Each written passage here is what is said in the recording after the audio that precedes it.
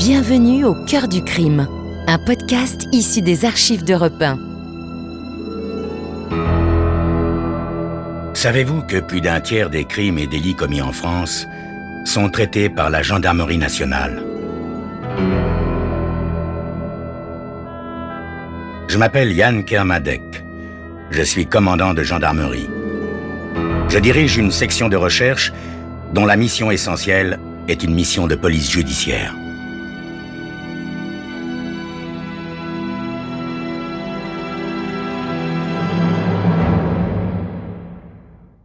L'histoire que je vais vous raconter est une histoire vraie. Tous les faits sont réels et se sont déroulés en France. Seuls, les noms des personnes et des lieux ont été changés.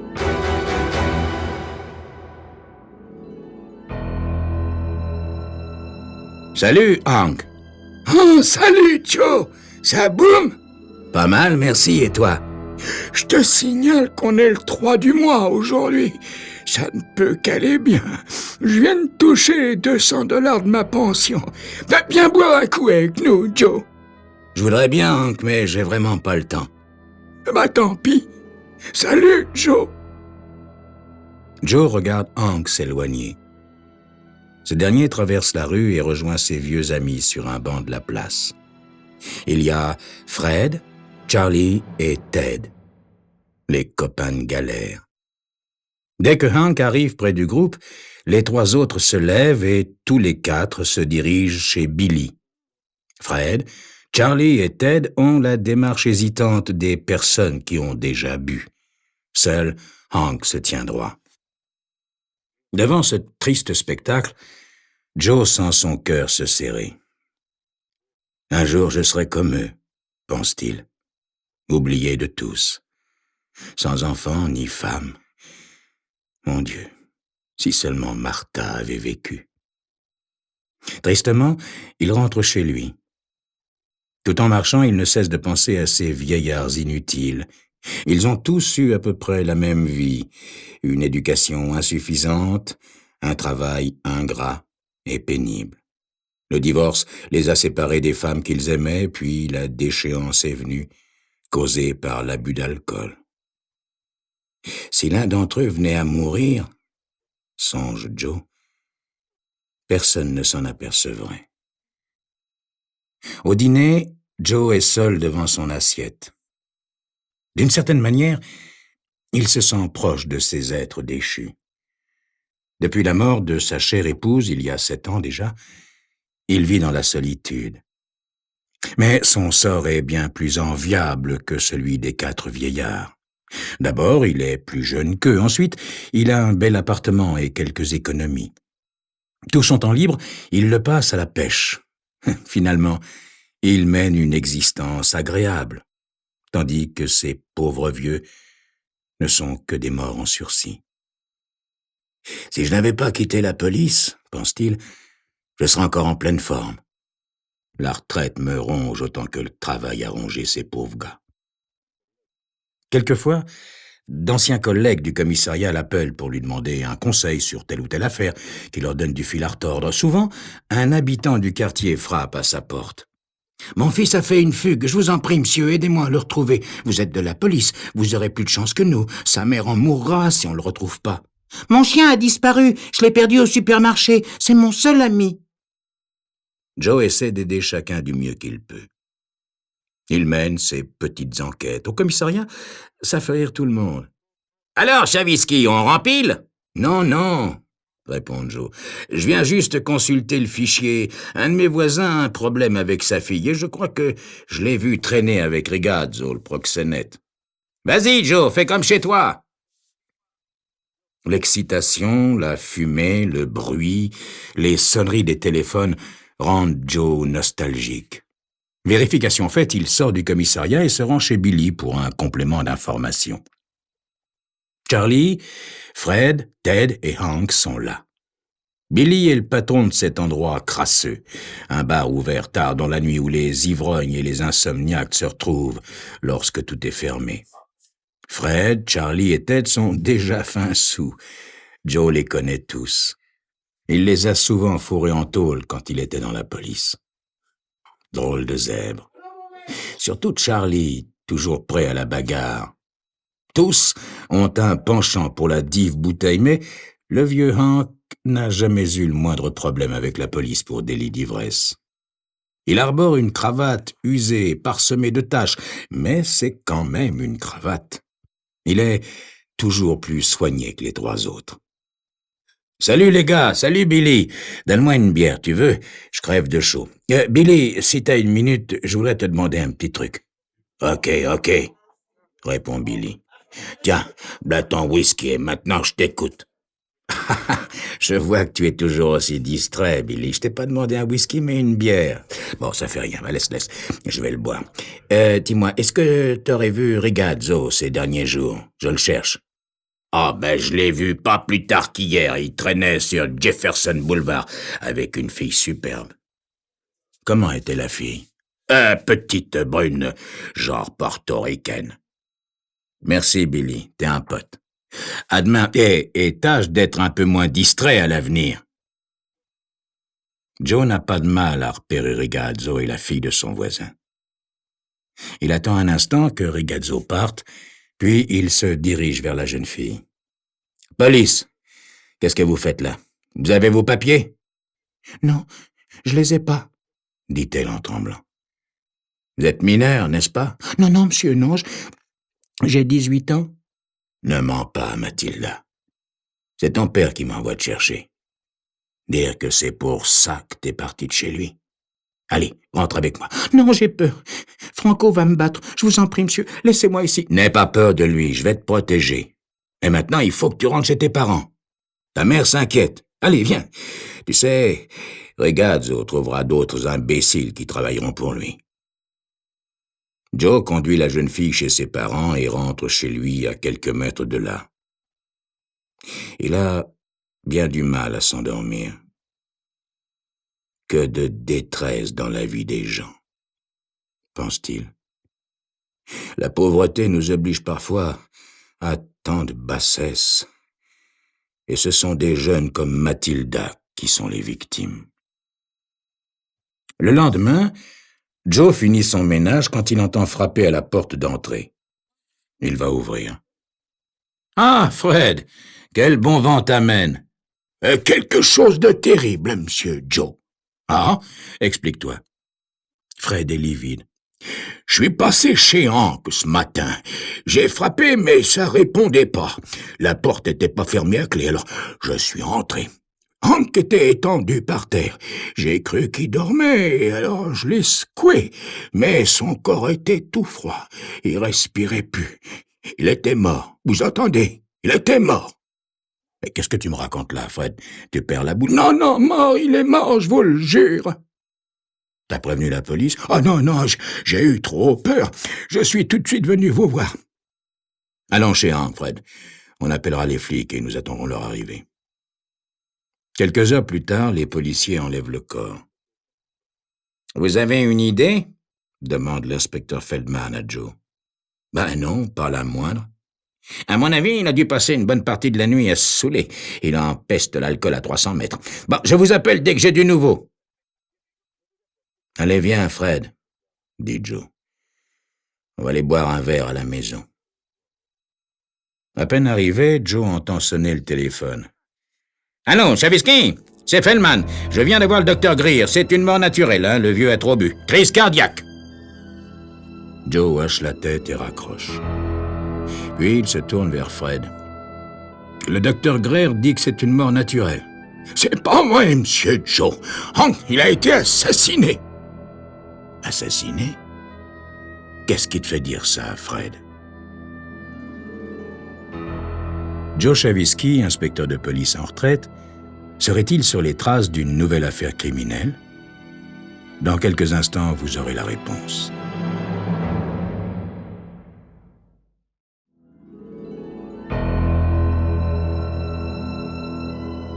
Joe Chavisky est inspecteur de police en retraite. Il se lie d'amitié avec une bande de vieillards désœuvrés. Bientôt, l'un d'entre eux meurt. Mort naturelle, conclut le médecin légiste, mais un ami de la victime prétend que c'est un assassinat. Il a été assassiné exactement comme Jim Givens le mois dernier, comme le vieux Peterson en février et comme Boss Meyer le mois d'avant. Jim Givens, Peterson, Boss Meyer, se rappelle Joe pendant un instant. Je les ai tous connus. C'étaient des petits vieux, de modestes retraités.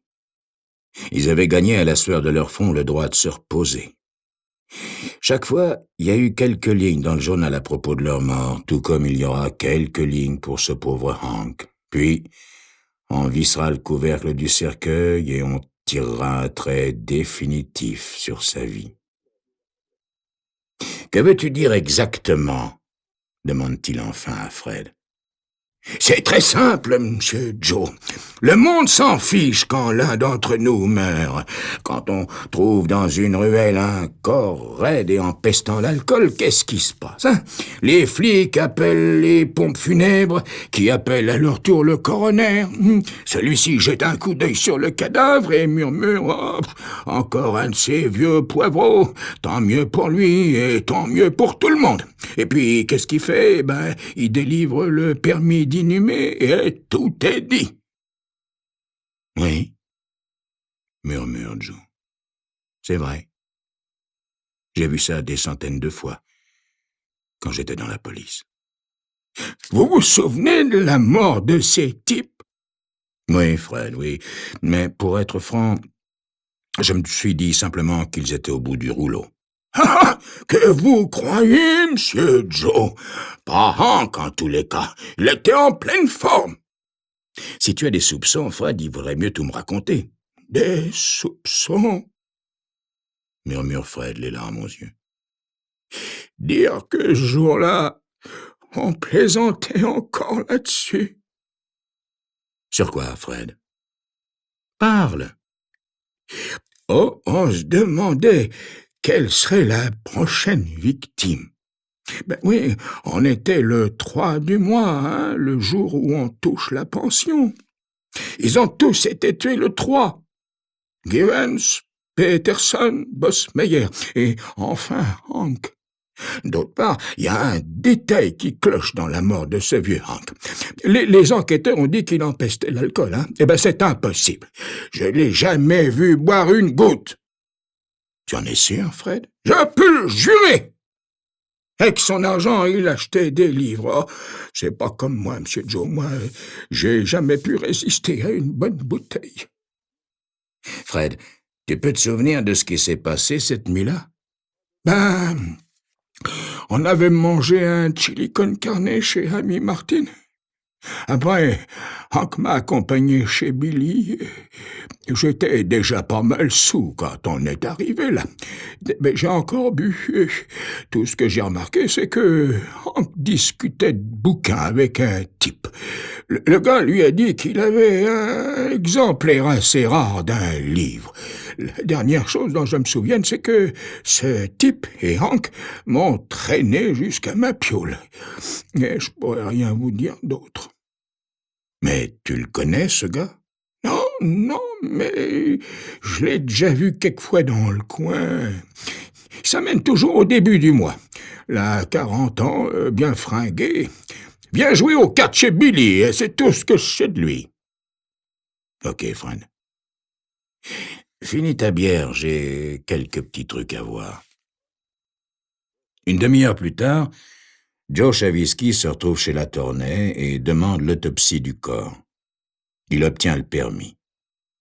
On découvre que le larynx et la trachée ont été broyés par des mains puissantes. Le vieux Fred a dit vrai. Hank a bel et bien été assassiné. Joe Chavisky demande à Latourney d'exhumer et d'autopsier les corps de Jim Givens, Peterson et Boss Meyer. Pour chaque cas, c'est la même découverte. Assassinat. L'enquête est confiée à Joe et menée dans le plus grand secret afin d'éviter toute fuite.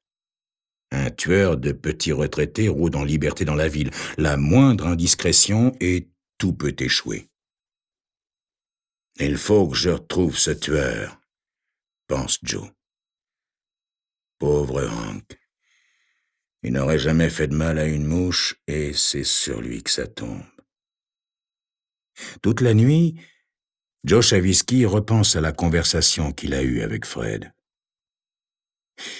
Cet homme qui vient chez Billy à chaque début de mois, comme par hasard, il faut que j'en sache plus sur cet individu. Le lendemain, à 11h, Joe sort de chez lui. Il traverse la rue et se dirige droit vers le banc où les 4 vieux avaient l'habitude de s'asseoir. Maintenant, ils ne sont plus que 3.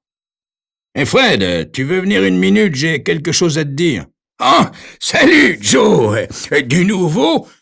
Joe lui fait signe de se taire. Tous deux s'assiedent sur un autre banc un peu plus loin de là. « Voilà, » dit Joe, « j'ai une idée à propos de l'assassin. »« Oh, c'est vrai, Joe, vous avez trouvé... » »« Non, pas exactement, mais j'ai un plan pour le démasquer. Viens boire une bière à la maison, je t'expliquerai. »« Ah, ben ça, je dis pas non !» Voilà, Fred. Je vais te donner de l'argent, beaucoup d'argent, et ce soir, tu iras chez Billy. J'aimerais que tu montres que tu as de l'argent. Tu bois, tu offres des verres, enfin bon, je te fais confiance. Si c'est l'homme auquel je pense, il ne tardera pas à se montrer. Ok, Fred? Oh, vous savez, Joe, quand il s'agit de boire, je suis toujours prêt. Mais en tout cas, ne t'en fais pas, fais comme d'habitude. S'il y a un pépin, je serai dans les parages. Maintenant, va rejoindre tes petits amis. Je te vois ce soir chez Billy. Et surtout, invente une histoire pour le fric.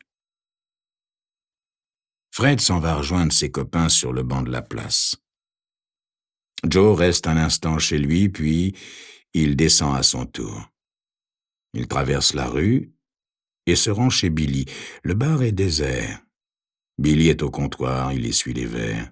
« Ah, salut, Joe, c'est rare de te voir ici. Donne-moi un Armagnac, j'en ai besoin ce soir. »« Qu'est-ce qui t'arrive, tu te sens mal ?»« Non, une affaire à régler. » Billy se retourne, lève le bras à la recherche de la bouteille. Pendant quelques secondes, il hésite, puis finalement dit « Désolé, Joe, j'en ai plus. Jimmy a tout sifflé la nuit où Hank est mort. » « Jimmy ?»« Oui, Jimmy Deerfield, un type bizarre qui vient jouer aux cartes chaque début de mois.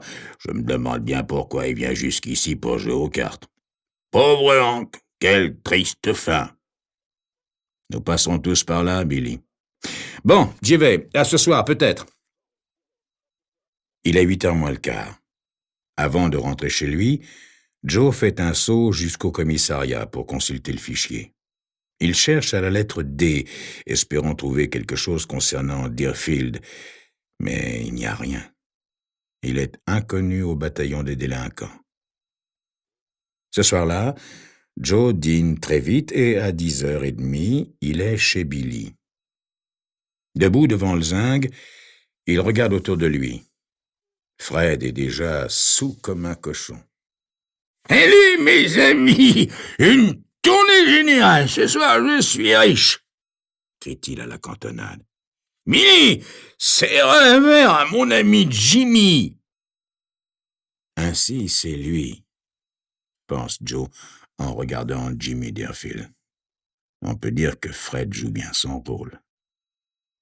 À 2h moins le quart, Billy tape sur le comptoir. « On ferme, messieurs, dames, tout le monde dehors !»« Fred !»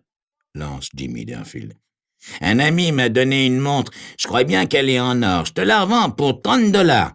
Viens avec moi à l'hôtel, je vais te la montrer. »« Une montre en or pour $30 ? Tu rigoles !»« Non, c'est vrai, ce copain avait besoin d'argent. Je la lui ai achetée. »« Ok, Jimmy, on y va !» Joe Chavisky suit la scène sans broncher. Dès que Fred et l'autre type sont dehors, il sort à son tour. Les deux hommes tournent au coin, juste derrière le bar de Billy. Joe les suit 30 mètres en arrière. À peine ont-ils pris l'angle de la rue que Joe entend des cris. « Fumier, c'est donc toi qui as mousillé notre copain Hank.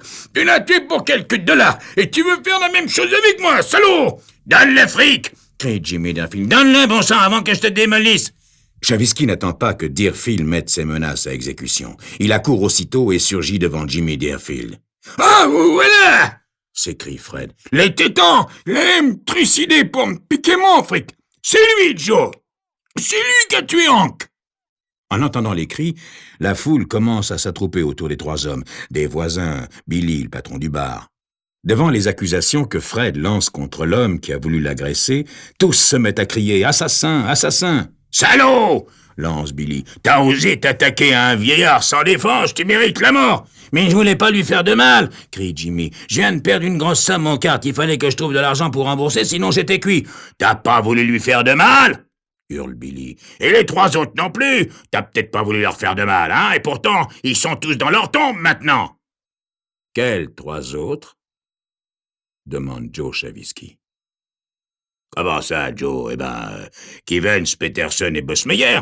Je suis sûr que c'est lui qui les a tués, ainsi que Hank, évidemment. »« Comment sais-tu qu'ils ont été tués, Billy? On les a autopsiés hier seulement. Personne à part toi ne connaissait la cause de leur mort. Tout le monde pensait que c'était une mort naturelle. Tu ferais bien de te mettre à table, Billy. Fred, va appeler la police. Tu vois, Billy, tu es trop distrait.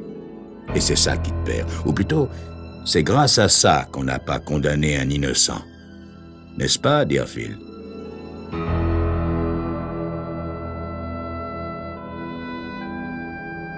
Vous venez d'écouter Au cœur du crime, un podcast issu des archives d'Europe 1. Réalisation, Julien Tarot. Production, Estelle Lafont. Patrimoine sonore, Sylvain Denis, Laetitia Casanova et Antoine Reclus. Au cœur du crime est disponible sur le site et l'appli Europe 1. Écoutez aussi l'épisode suivant en vous abonnant gratuitement sur votre plateforme d'écoute.